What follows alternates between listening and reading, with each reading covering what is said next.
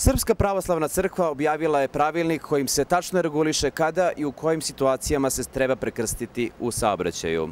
Kada prolazimo pored crkve, neophodno je prekrstiti se. Potrebno je također prekrstiti se kada smo u vozilu, a u vidokrugu nam je hram Božji. U tramvaju, trolejbusu i autobusu potrebno je prekrstiti se kada se prolazi pored crkve. Ukoliko putnik koji je u autobusu, a nije u situaciji da se prekrsti, u onom trenutku dok vozilo prolazi pored crkve, neophodno je da to učini čim vozilo stane na prvoj sljedećoj stanici.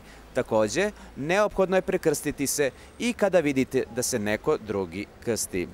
Komunalni policajci će svima koji se ne prekrste, a za koje se utvrdi da su kršteni, na licu mesta naplaćivati mandatne kazne.